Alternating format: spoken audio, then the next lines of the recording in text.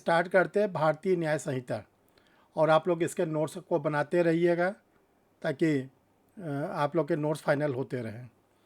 तो देखिए, जो भारतीय न्याय संहिता है इसको हम लोग बोलते हैं बीएनएस। तो पहले तो एक चीज़ आप लोग ये बिल्कुल अपने माइंड में सेट कर लीजिएगा कि जो हम लोग बीएनएस बोलते हैं इसका कहीं पर कोई जिक्र नहीं है, कोई भी इसका जिक्र नहीं, न ये ऑफिशियल नेम है। सबसे बेसिक चीज़ जानिएगा, ये बीएनएस जो वर्ड है ये इसका न तो कहीं पर जिक्र है और न ये ध्यान रखिएगा ये इसका ऑफिशियल नेम है। तो अब हमको ये सीखना है कि इसका ऑफिशियल नेम क्या है, इसका आधिकारिक नाम क्या है और हमको अब क्या बोलना है। तो देखिए, इसका जो ऑफिशियल नेम है और इसका जो आधिकारिक नाम है दो हैं। एक इसका संक्षेप में नाम है और एक इसका विस्तार में नाम है। एक इसका नाम जो है वो संक्षेप में है जिसको हम लोग कहते हैं शॉर्ट नेम। शॉर्ट नेम इसको बोलेंगे संक्षिप्त नाम।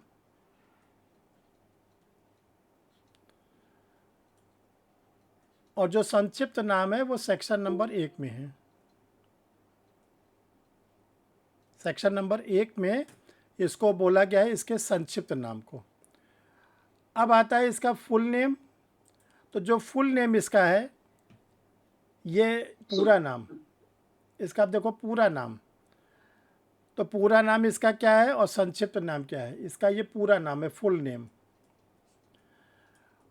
तो देखिए, जो इसका शॉर्ट नेम है वो है भारतीय न्याय संहिता 2023, द भारतीय न्याय संहिता 2023। इसको इंग्लिश में बोलेंगे। जब हिंदी में आप बोलोगे तो हिंदी में आप इसको बोलोगे भारतीय न्याय संहिता 2023। जब इसके फुल नेम की बारी आती है कि इसका फुल नेम क्या है, तो इसका जो फुल नेम है द भारतीय न्याय संहिता 2023 एक्ट नंबर 45 ऑफ 2023। यही चीज़ बढ़ जाएगा एक्ट नंबर 45 और ईयर 2023। इसका जब हम लोग पूरा नाम लिखेंगे तो पूरा नाम हम लोग लिखेंगे भारतीय न्याय संहिता 2023, और बस अलग से हम लोग हिंदी में इसमें जोड़ेंगे अधिनियम क्रमांक 45 वर्ष 2023। ये इसका पूरा नाम है, इसका ये फुल नेम है। देखिए, जो एक्ट नंबर 45 2023 ये किस बात का इंडिकेशन करता है, किस बात की ओर इशारा करता है, तो ये बताता है कि 2023 में जितने भी कानून हमारी संसद के द्वारा बने और जिन जिन कानूनों को हमारे राष्ट्रपति महोदय के द्वारा इस पर अनुमति दे दी गई, तो इसको जो अनुमति दी गई वो क्रमांक नंबर 45, यानी कि वर्ष 2044 में इस बीएनएस के पहले 44 कानून और बन चुके थे। 44 कानून ऑलरेडी बन चुके थे। इसका जो नंबर था वो 45 था। यहाँ पे एक चीज़ आप लोग अपने माइंड में सेट कर लीजिएगा, जो आईपीसी हम लोग पढ़ते थे, आईपीसी का भी सीरियल नंबर जो है वो 45 था। ईयर 1860, 1860 में आईपीसी बनी थी, उसका भी सीरियल नंबर 45 था। और जो हम लोग का बीएनएस है वो भी क्या है, सीरियल नंबर 45 है। एक चीज़ को याद रखिएगा, बस जो डिफरेंस है वो किसका है, डिफरेंस है तो केवल ईयर का। जहाँ आईपीसी हम लोग की 1860 की है, 1860 की है, वहीं हम लोगों का जो बीएनएस है वो कब का है, 2023 का है। अब हम लोग आगे बढ़ते एक एक चीज़ को देखते हैं। आज हम बेसिक चीज़ें सारे आप लोग को क्लियर कर देना चाहते हैं। इससे ये होगा कि आप लोग को इस एक्ट को जब हम लोग डिटेल में पढ़ेंगे तो आप लोग को आसानी लगेगी। देखिए, जो ये इसका जो हम लोग बीएनएस पढ़ रहे हैं या जो आईपीसी हम लोग पहले पढ़ते थे, इसका एक लंबी चौड़ी हिस्ट्री है। इसकी पूरी की पूरी एक हिस्ट्री है जिसको हम लोग कहते हैं हिस्टोरिकल बैकग्राउंड। ये आपको मालूम होना बहुत ज़रूरी है। इसको हम लोग कहते हैं ऐतिहासिक पृष्ठभूमि, हिस्टोरिकल बैकग्राउंड ऐतिहासिक पृष्ठभूमि।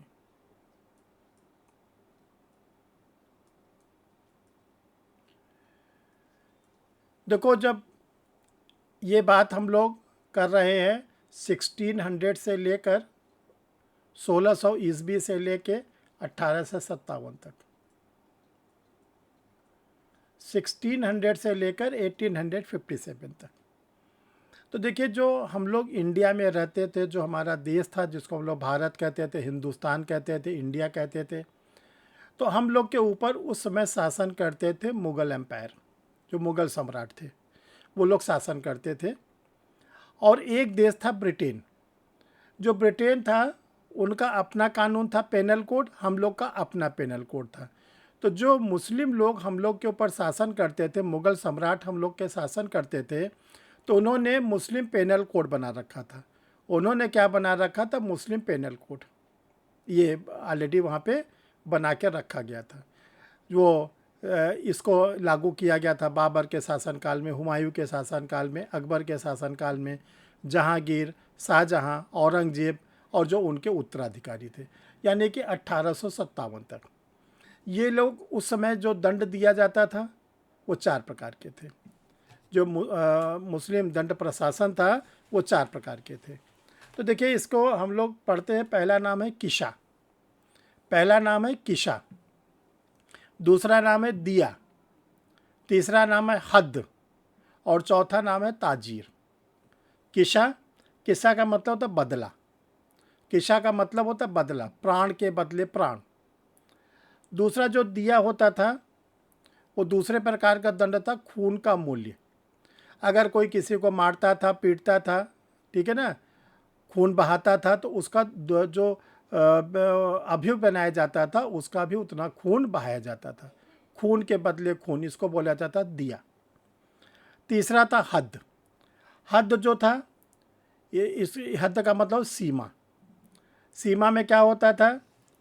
जो व्यक्ति अपराध करता था उसको पत्थर मारे जाते थे, कोड़े मारे जाते थे, काल कोठरी में बंद कर दिए जाते थे। इन सब को कहा जाता था हद। और जो चौथे प्रकार का दंड था, जिसको हम लोग कहते ताजीर। ताजीर क्या होता था? ये मुग़ल सम्राट की अपनी विवेकाधीन शक्ति थी, उनकी अपनी डिस्क्रिशनरी पावर थी। वो जो भी चाहते थे वो उस प्रकार का दंड दे सकते थे। जैसे उन्होंने कह दिया इनको कारावासित कर दो, कारावासित कर दिया गया। कहा गया इनको शारीरिक दंड दो, शारीरिक दंड दिया जाता था। वो कह देते थे कि इनको क्या करो, मुग़ल सम्राट की सीमा से बाहर निकाल दो, जिसको हम लोग जिला बदर वगैरह आज के समय में सुनते हैं। तो जो मुग़ल सम्राट की सीमा होती तो उससे बाहर निकाल के फेंक दिया जाता था। ये स्थिति कहाँ थी? मुग़ल सम्राट के जो हमारे ऊपर शासन करते थे उनके द्वारा। अब ये जो हिस्टोरिकल बैकग्राउंड का ये ध्यान रखिएगा, ये भारत वर्सेस ब्रिटेन है। Bharat versus Britain. और जो एक देश स्वतंत्र देश था ब्रिटेन, वहाँ का जो पेनल कोड था, वहाँ का जो दंड प्रशासन था, वो 4 प्रकार के लोगों को, अपने लोगों को दंड देता था। जो ब्रिटिश सरकार होती थी, जो ब्रिटेन में लोग अपराध करते थे, उनको 4 प्रकार के दंड दिया जाता था। पहले को कहा जाता डेथ सेंटेंस। पहले को कहा जाता था डेथ सेंटेंस, मृत्यु दंड, जिसको हम लोग उर्दू में कहते थे फांसी। दूसरे के मीनिंग थे लाइफ इम्प्रिजनमेंट, आजीवन कारावास हिंदी में कहते, जिसको उर्दू में कहते थे उम्र कैद। तीसरा होता था इम्प्रिजनमेंट, कारावास। अगर कोई व्यक्ति अपराध करता था तो उसे कारावासित कर दिया जाता था। और चौथे नंबर पर जो दंड दिया जाता था वो फाइन, जुर्माना, अर्थदंड। तो एक तरफ मुग़ल सम्राट जो लोग थे वो किशा, दिया, हद, ताजीर जैसे दंड को देते थे। दूसरी तरफ जो ब्रिटिश की गवर्नमेंट थी वो क्या करती थी? Death sentence, life imprisonment, fine, इस तरह के दंड को देते थे। ये स्थिति कब तक थी? 1600 से लेकर 1857 तक। जैसा आप लोग को कई बार बताया गया है, समझाया गया है कि 1857 में, 1857 में क्या, वो रिवोल्ट हुआ, क्रांति हुई। और जो रिवोल्ट हुआ, क्रांति हुई, उसका नतीजा क्या निकला कि जो मुग़ल सम्राट थे वो ख़त्म हो गए। जो अंतिम मुग़ल सम्राट थे बहादुर शाह जफ़र, बहादुर शाह जफ़र को पकड़ लिया गया और रंगून, जो आज का म्यांमार है, रंगून में उनको भेज दिया गया और वहाँ पर वो क्या नाम है, मृत्यु को प्राप्त कर गए। जब मुग़ल सम्राट हटे तो जो हम लोग का ये देश था, इसको कैप्चर कर लिया किसने? अंग्रेज़ों ने, ब्रिटिशर्स ने। अब देखिए, आपको अब पढ़ना है आफ्टर रिवोल्ट, 1857 के बाद। तो देखिए 1857 के बाद क्या हुआ? तो सबसे पहले आपको याद रखना है आफ्टर 1857, 1857 के बाद हम लोगों का देश का नाम बदल गया। हमारे देश का नाम हो गया ब्रिटिश इंडिया।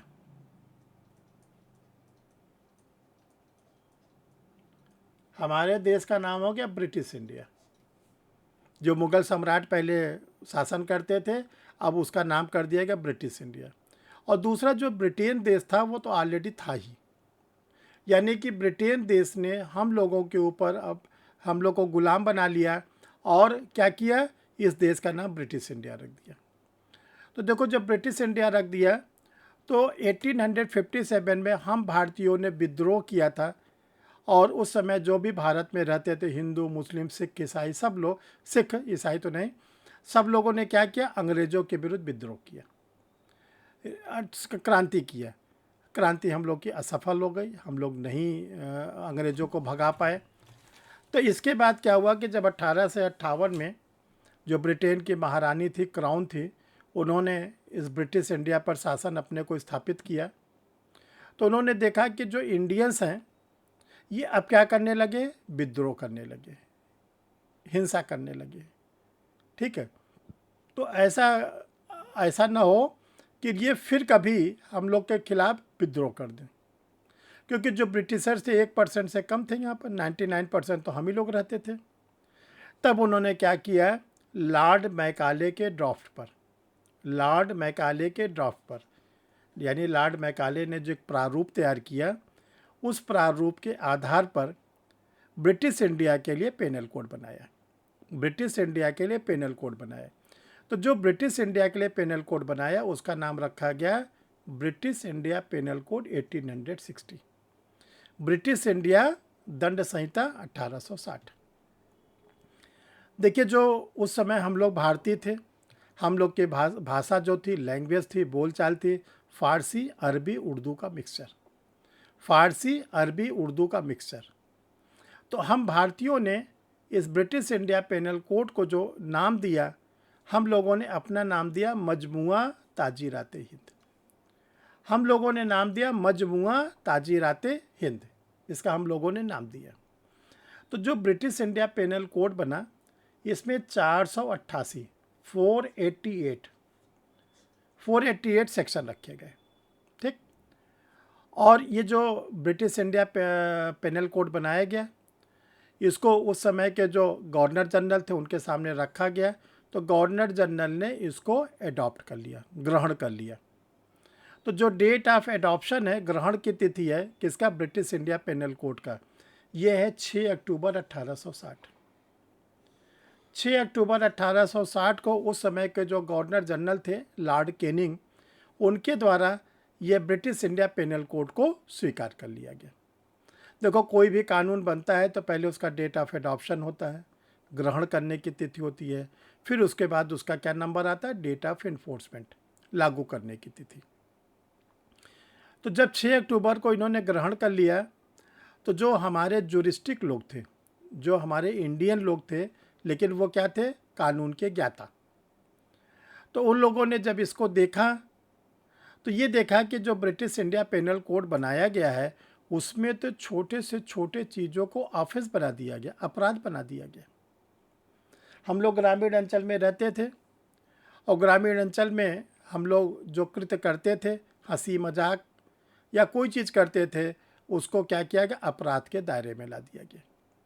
जैसे कोई किसी को थप्पड़ दिखा रहा है, कोई किसी को मुक्का दिखा रहा है, कोई किसी के नाम को गलत रूप में पुकार रहा है, तो ये सब चीज़ों को क्या किया गया कि ऑफेंस बना दिया गया। अब जब इन सब चीज़ों को ऑफेंस बना दिया गया तो ये हुआ कि भाई इन सब चीज़ों को तो डेली हम लोग करते हैं, तो ऐसा होगा कि हम लोग तो डेली पकड़ पकड़ के बंद कर दिए जाएंगे, हम लोग को ऑफिस में पनिश कर दिया जाएगा। तो जो हमारे उस समय के क्या नाम है जूरिस्टिक लोग थे, विधि के विद्वान थे, वो लोग जाके वायसराय से मिले और वायसराय से उन्होंने एक रिक्वेस्ट किया, अनुरोध किया कि जो आपने ये ब्रिटिश इंडिया पेनल कोड को बनाया है, ठीक है आपने अडॉप्ट कर लिया, अब इसको लागू मत करिए, क्योंकि लागू कर देंगे तो जो इंडियंस हैं अभी इनको इस कानून के बारे में कोई जानकारी नहीं है और बड़ी मुसीबत हो जाएगी, तो इसलिए अभी आप इसको पोस्टपोन कर दीजिए। बहरहाल हम लोग की बात को जो उस समय के गवर्नर जनरल थे उन्होंने क्या किया, सस्पेंड कर दिया। और ये निर्णय लिया गया कि जो 3 महीना हम लोग के पास 1860 का है और 12 महीना पूरा 1861 का, यानी इन 15 महीने में ये जो ब्रिटिश इंडिया पेनल कोड की जितनी भी सेक्शन थे जो उसको क्या किया गया, रीजनल लैंग्वेज में, इंडियंस को बताने के लिए रीजनल लैंग्वेज में ढोल नगाड़ा या बाजा इन सब का प्रयोग करके पूरे गांव-गांव में इसका प्रचार किया गया कि देखो अब आप लोग इस काम को नहीं करोगे, अगर आप किसी को मुक्का दिखाओगे तो ऑफेंस बन जाएगा असॉल्ट, हमला, आप किसी के नाम को गलत रूप में पुकारोगे आपके खिलाफ डिफेमेशन का सूट लगाया जा सकता है, मानहानि का वाद लाया जा सकता है, आप अगर किसी का बाल खींचते हो तो आपके अगेंस्ट क्रिमिनल फोर्स का सूट लाया जा सकता है, आप किसी के कान के पास जाके चिल्ला दिए, सिंपल हर्ट, और कहीं जोर से चिल्लाए उसका बहरा हो गया, ग्रीवियस हर्ट। तो इसका प्रचार प्रसार किया गया और जब ये लगा कि इसका काफ़ी हद तक प्रचार प्रसार हो गया तब इस एक्ट को, जो हम लोग का ब्रिटिश इंडिया पेनल कोड था, उसको इन्फोर्स कर दिया गया। और देखो जो इन्फोर्स किया गया वो किया गया डेट ऑफ इन्फोर्समेंट। तो जो डेट ऑफ इन्फोर्समेंट है 1 जनवरी 1862। ये आप लोग के एग्ज़ाम में जहाँ जहाँ अभी आईपीसी पूछी जा रही है, जैसे राजस्थान का एपीओ आप दोगे वहाँ पर आएगा, यूपी का हायर जुडिशियल वहाँ पर अभी भी आईपीसी और बीएनएस पूछा जा रहा है। तो इन सब चीज़ों को आप लोग पकड़े रहना कि डेट ऑफ एडॉप्शन आईपीसी यानी ब्रिटिश इंडिया पेनल कोड और डेट ऑफ इन्फोर्समेंट ये लागू कर दिया गया। अब देखिए जब इसको लागू किया गया तब क्या हुआ, क्या ब्रिटिश इंडिया पेनल कोड उस समय के पूरे ब्रिटिश इंडिया में लागू कर दिया गया, जिसमें इंडिया तो था ही, पाकिस्तान भी था, अफ़गानिस्तान भी था, ये सारे देश उस समय क्या थे, ब्रिटिश इंडिया के हिस्सा थे। और जब हम लोग को स्वतंत्रता मिली, किससे मिली, ब्रिटिशर्स से, ब्रिटिशर्स से। तो ये ध्यान रखिएगा 1860 से लेकर 1947 तक हम लोग क्या क्या लागू था, British India penal code, British India penal code. ये सब ड्यूरेशन है, ये ड्यूरेशन इतना आप ध्यान रखिएगा।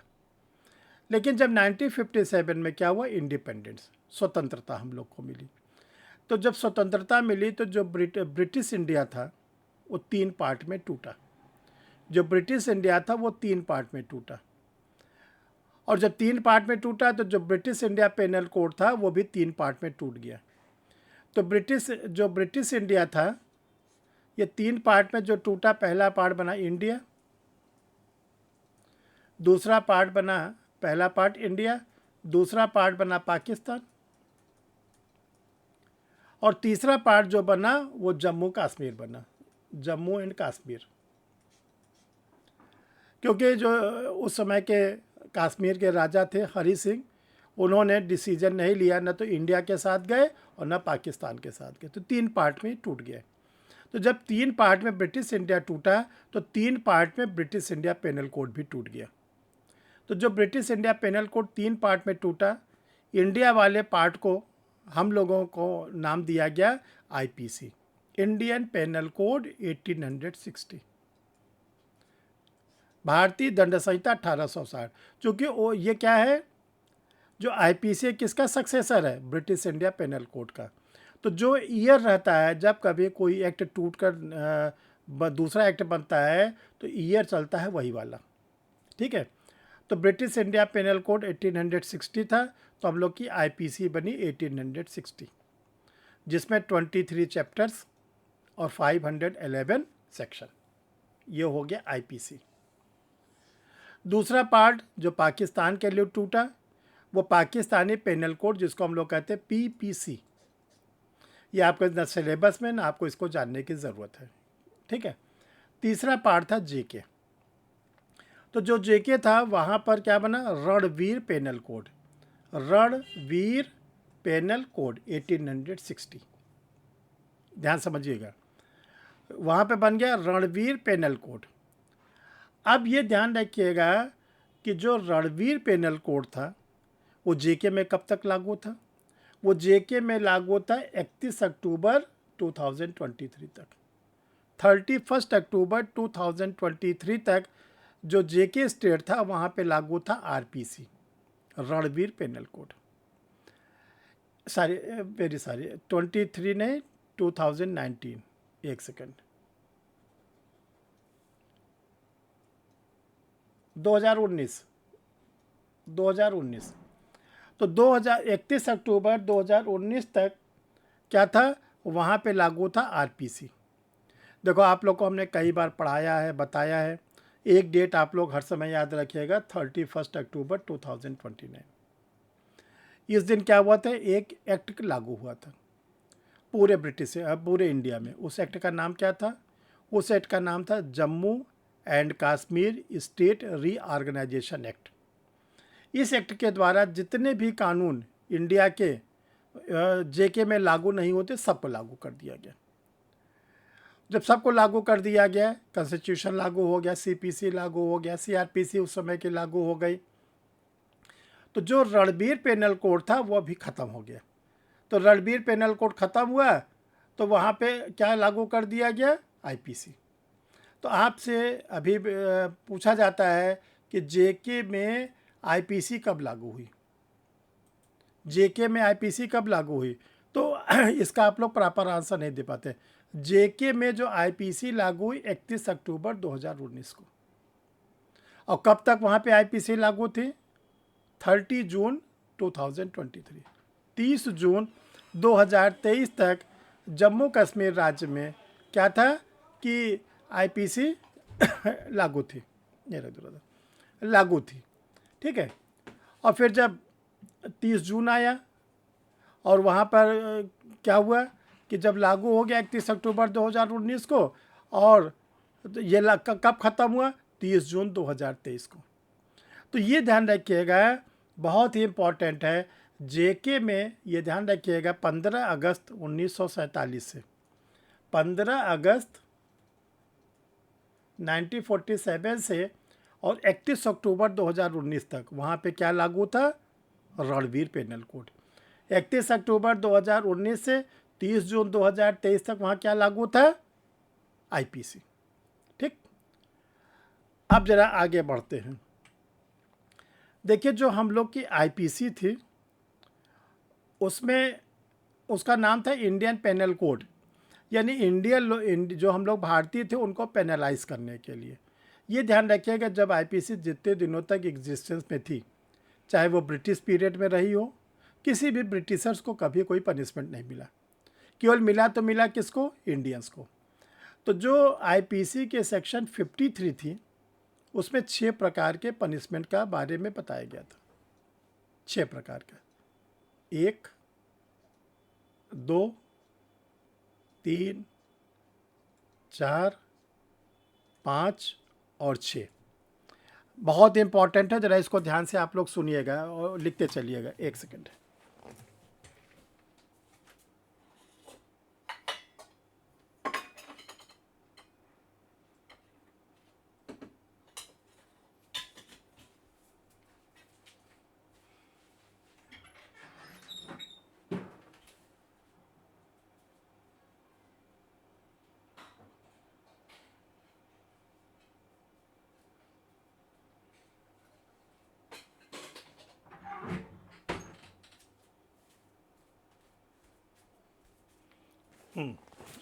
तो देखिए जो ये 6 प्रकार के आईपीसी में पनिशमेंट दिए जाते थे अंडर सेक्शन 53, तो जो पहला पनिशमेंट था जिसको हम लोग कहते हैं डेथ सेंटेंस, डेथ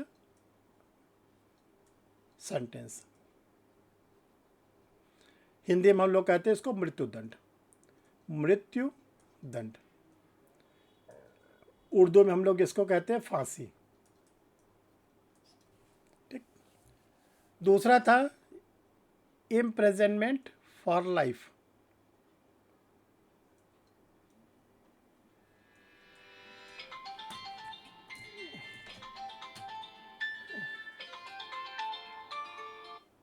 हेलो,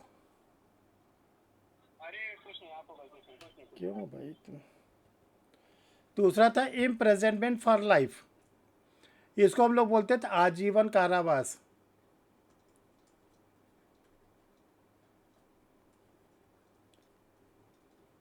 आजीवन कारावास।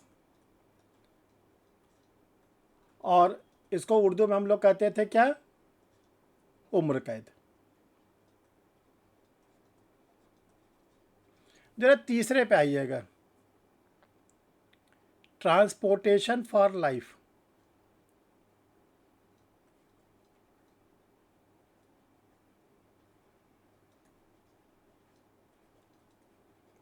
इसको बोलते थे आजीवन पर्यावसान।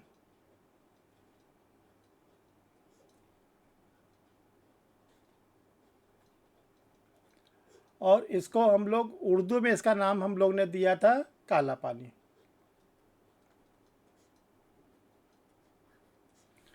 जो चौथे नंबर पर था, फोर्थ नंबर पर, इसको हम लोग क्या बोलते थे, इसको हम लोग बोलते थे four feature of property, four features of property. इसको बोलते थे संपत्ति का जब्तीकरण, संपत्ति का समपहरण, का समपहरण। और उर्दू में इसको बोलते थे जब्ती, जब्त करना।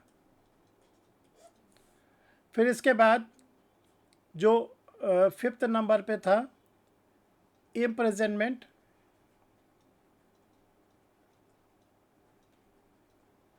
सिंपल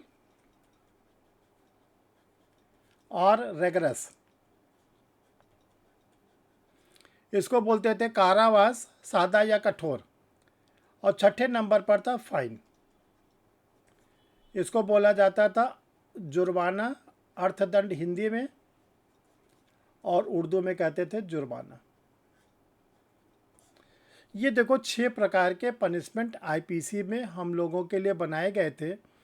और ये ध्यान रखिएगा, ये जो पनिशमेंट थे ये 1860, बहुत ध्यान समझिए, 1860 से लेकर ये हम लोग का स्वतंत्रता मिलने के बाद, इंडिपेंडेंट होने के बाद तक चले, और 1949 तक।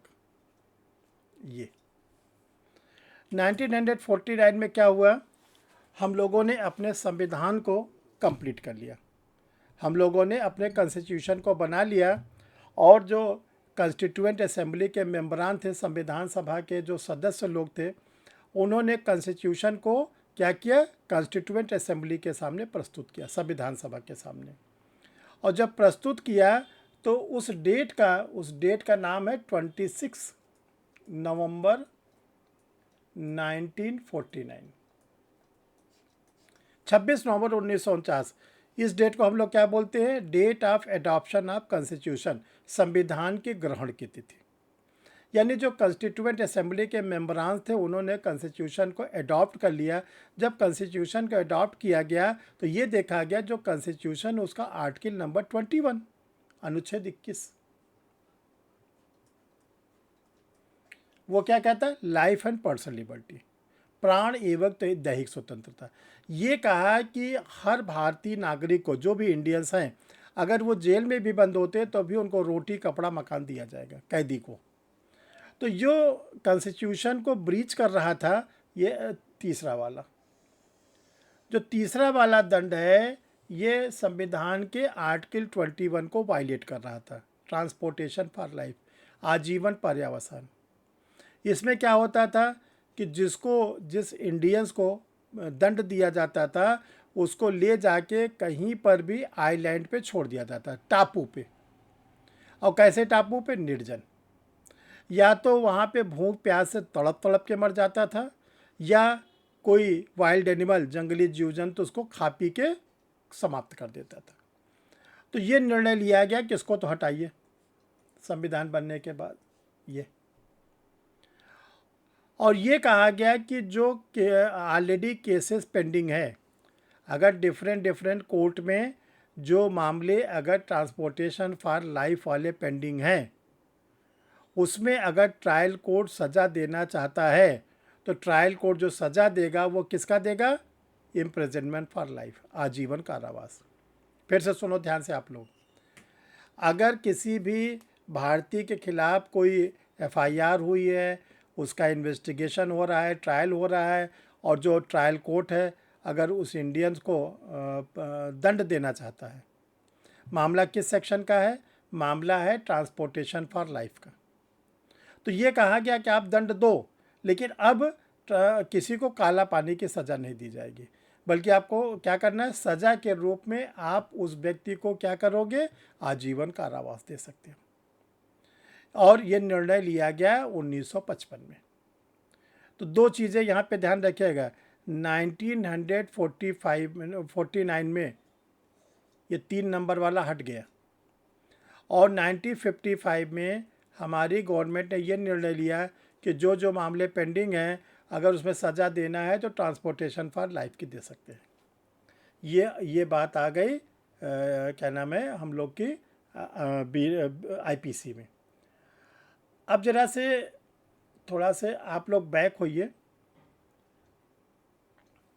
अब देखिए 1949 से 2024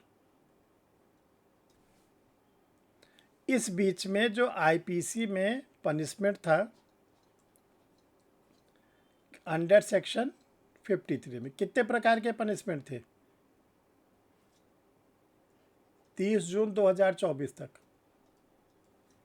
आईपीसी के सेक्शन 53 में कितने प्रकार के पनिशमेंट थे?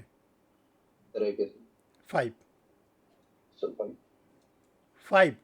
यही सब चीज़ अगर आप लोग पकड़ लोगे तो जो भी एग्ज़ामिनेशन है, देखो लोग हल्ला मचा रहे हैं कि बिहार में बहुत लंबे लंबे क्वेश्चन आए, कोई कह रहा है झारखंड में भी बहुत लंबे लंबे को, कुछ नहीं है। केवल आपको अगर सब्जेक्ट का जो कॉन्सेप्ट है वो क्लियर रहेगा तो आप हर क्वेश्चन को बड़े आराम से कर लोगे। देखो अब क्वेश्चन वो नहीं है कि कोई गाइड पढ़ के आप निकाल लोगे, वो चाहे जुडिशल सर्विसेज हो, चाहे प्रोसिक्यूशन के सर्वे, यहाँ तक कि एआईबी आप नहीं निकाल सकते। अब ट्रेंड बदल गया है एग्जामिनर का। तो आपसे अगर पूछा जाएगा कि जो आईपीसी में पनिशमेंट था वो 30 जून 2024 तक कितने थे? 5। ठीक, इतनी बात क्लियर हो गई। अब जरा वापस लौटिए। अब ये जो आईपीसी थी, जैसा आप लोग जानते हैं कि आईपीसी को हटा दिया गया। अब हम लोग का आया बीएनएस, ज़रा इसको ध्यान से देखिए।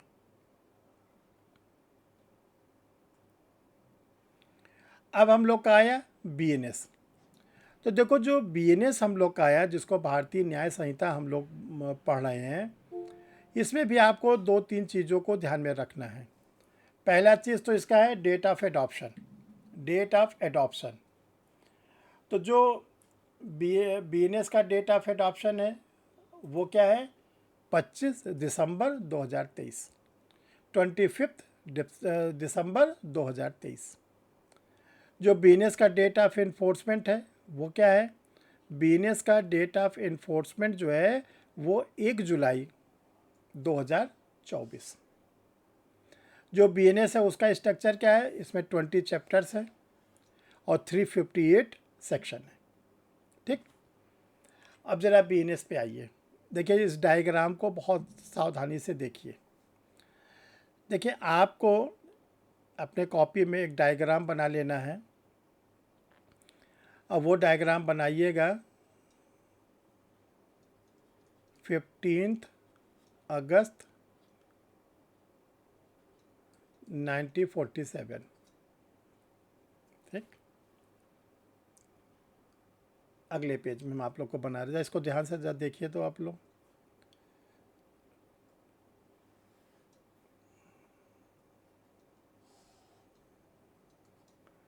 यहाँ पे लिखिए 15 अगस्त 1947, और जो ये एरो यहाँ पे ख़त्म हो रहा है यहाँ पे लिखिए 30 जून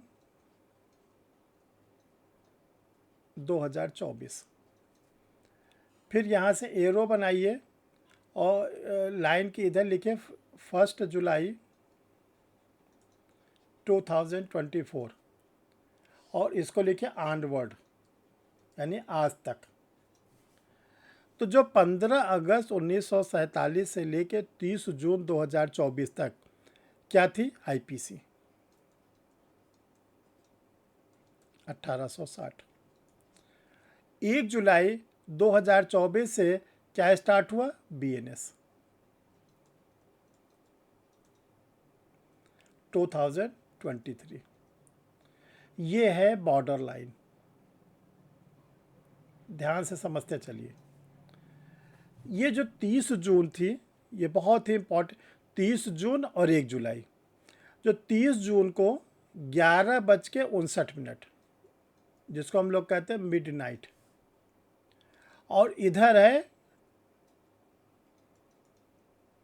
12, रात्रि का 12। 30 जून 11:59 तक जो भी मामले जिस भी पोजीशन में थे, अगर वो लॉजिंग ऑफ द एफआईआर थी, आईओ उसका इन्वेस्टिगेशन कर रहा है, आईओ अगर इन्वेस्टिगेशन कर चुका है, इंक्वायरी चल रही है कोर्ट में, इंक्वायरी का स्टेज, या उसका ट्रायल चल रहा है, या उसकी क्या नाम है जजमेंट हो चुका है, रिवीजन फाइल हुई है, अपील फाइल हुआ है, या honourable high court supreme court में कोई क्रिमिनल रिट फाइल हुई है। कब तक? 30 जून 11:59 तक। तो इसको कहा गया कि अगर कोई भी केस इस में था, इस रेंज में, तो वो आज भी चलेगा इसी एक्ट से। अगर कोई भी केस, ध्यान रखिएगा, 11:59 तक 30 जून 2024 तक वो चल रहा था आईपीसी सीआरपीसी एविडेंस के द्वारा, तो भले कल 1 जुलाई लग गई 2024, ठीक है, लेकिन ये चलेगा किससे? ओल्ड एक्ट से।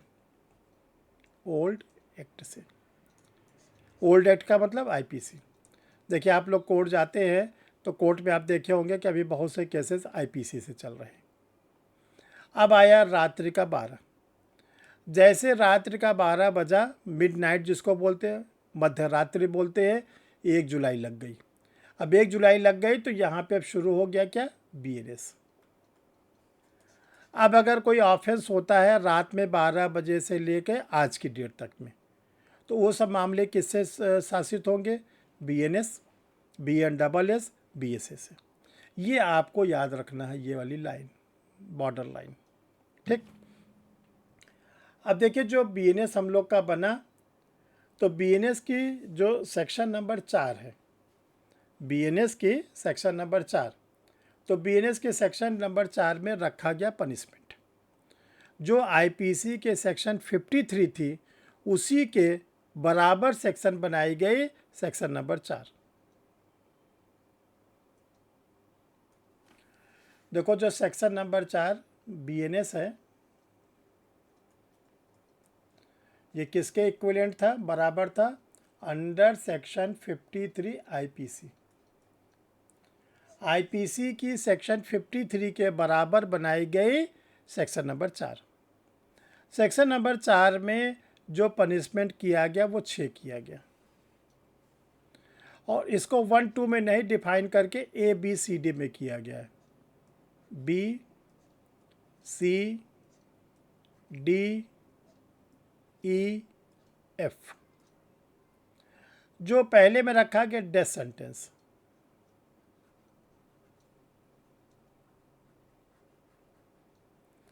अब अगर आपसे पूछा जाए बीएनएस की किस सेक्शन में डेथ सेंटेंस है, तो आपका आंसर होगा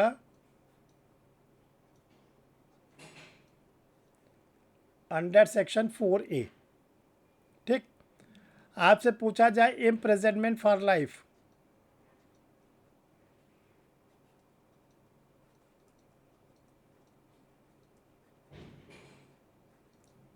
आजीवन कारावास, तो वो किस में मिलेगा? Under section 4B। ठीक है। तीसरे पे आता है इम्प्रिजनमेंट।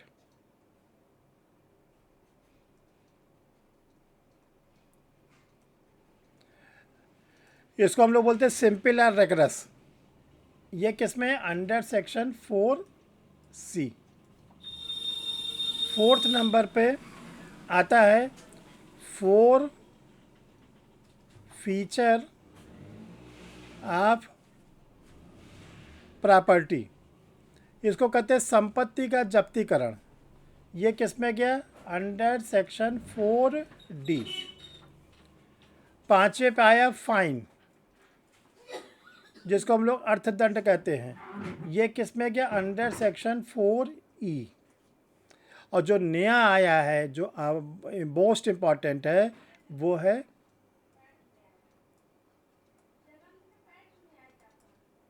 कम्युनिटी सर्विसेज, जिसको कहते हैं सामुदायिक सेवा।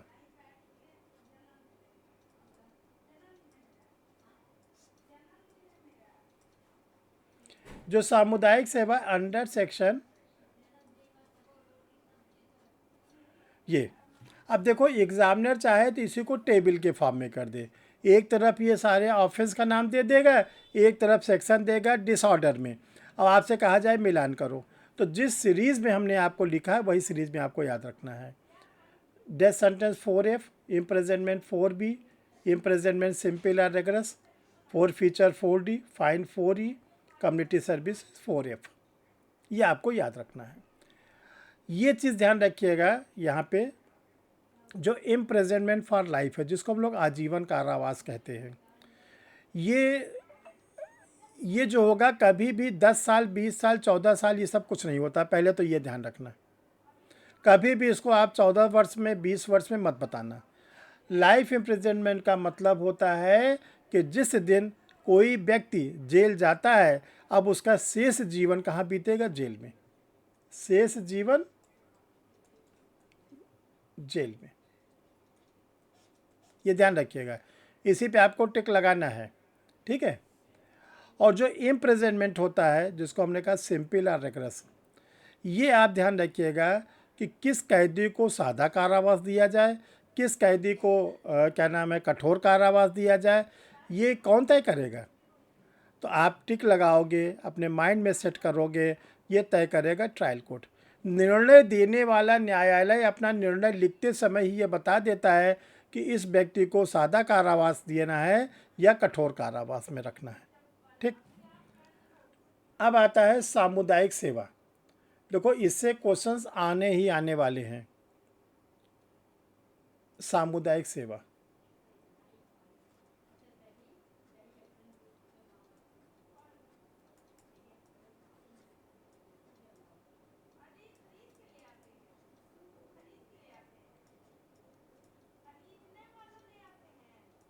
सामुदायिक सेवा, देखो ये मोस्ट इम्पॉर्टेंट है, आप लोग को हम बता रहे हैं। ये आगे के एग्ज़ाम के लिए आप लोग बिल्कुल इसके लिए प्रिपेयर्ड रहिएगा। जो कम्युनिटी सर्विसेज होता है, ये क्यों लाया गया? तो ये लाया गया रिफॉर्मेटिव थ्योरी ऑफ पनिशमेंट।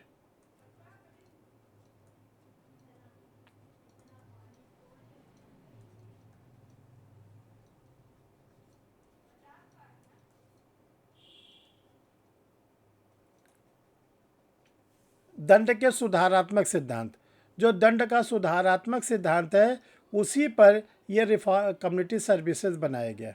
एक चीज़ जो कम्युनिटी सर्विस में बनाया गया है, वो आर्टिकल 38 ऑफ कॉन्स्टिट्यूशन,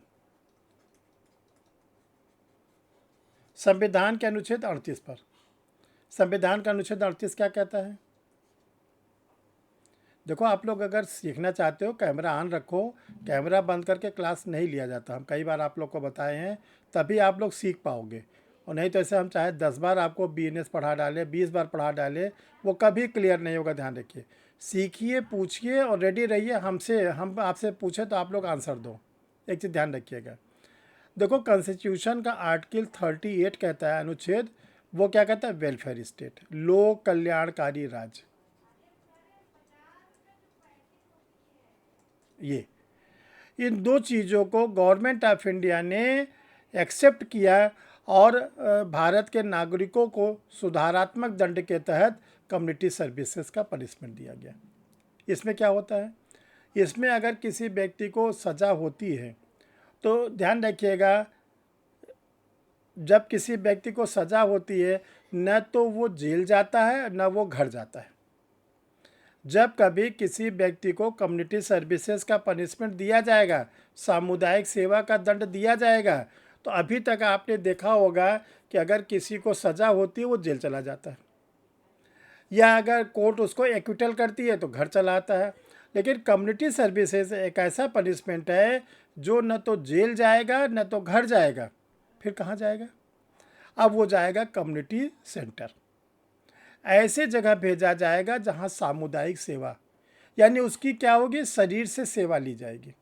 जैसे उसको कहीं गुरुद्वारा भेज दिया गया लंगर खिलाने के लिए, उसको किसी अस्पताल में भेज दिया गया वहाँ पे जाके मरीजों की सेवा करे, ठीक है। उसको किसी भी बड़े कार्यक्रम में लगा दिया गया, कोई भी जनता के हित के लिए कार्य हो रहा है, कोई अनाथालय वगैरह भेज दिया गया, वक्फ बोर्ड वगैरह भेज दिया गया, यानी वो व्यक्ति वहाँ पर अपने श्रम का दान करेगा, ठीक। क्या उसको इसके बदले में पैसे मिलेंगे? अगर वो कम्युनिटी सर्विसेज का पनिशमेंट पा रहा है, यानी कि वो किसी कम्युनिटी सेंटर पे जाके अपने श्रम का योगदान कर रहा है, तो क्या उसे पैसे मिलेंगे? सर नो, नो, यही ध्यान रखिएगा। एक तरफ उसको जेल नहीं भेजा जा रहा है, उसको किसी कम्युनिटी सेंटर भेजा जा रहा है, वो इसलिए भेजा जा रहा है कि जब वहाँ पे सेवा करेगा तो उसके मन मस्तिष्क में जो आपराधिक प्रवृत्ति प्रवेश कर गई है, जो उसके दिमाग में क्रिमिनल एक्टिविटीज़ आ गई है, वो धीरे धीरे धीरे धीरे धीरे क्या होगा, रिफॉर्म हो जाएगा और हमारा एक नागरिक बच जाएगा। तो जब रिफॉर्म हो जाएगा, हमारा एक नागरिक बच जाएगा, तो हम कैसे हो जाएंगे देश, वेलफेयर स्टेट, वेलफेयर स्टेट, लोक कल्याणकारी राज्य बन जाएंगे। और इस समय भारत जो है वो लोक कल्याणकारी राज्य की ओर काम कर रहा है। तो इसीलिए जो है कम्युनिटी सर्विसेज को पनिशमेंट के रूप में रखा गया है कि जो लोग को सुधरने का मौका दिया जाए तो उनको कम्युनिटी सर्विसेज का पनिशमेंट हो। ये तो इसका हो गया क्या नाम है, एक पहलू। दूसरा पहलू क्या है, ऐसा नहीं कि जो ट्रायल कोर्ट है चाहे जिस सेक्शन में कम्युनिटी सर्विसेज का पनिशमेंट दे दे। ये कहा गया ट्रायल कोर्ट केवल बीएनएस के 6 सेक्शन में, बीएनएस की 6 सेक्शन पर ही कम्युनिटी सर्विसेज दे सकता है, 6 सेक्शन बस।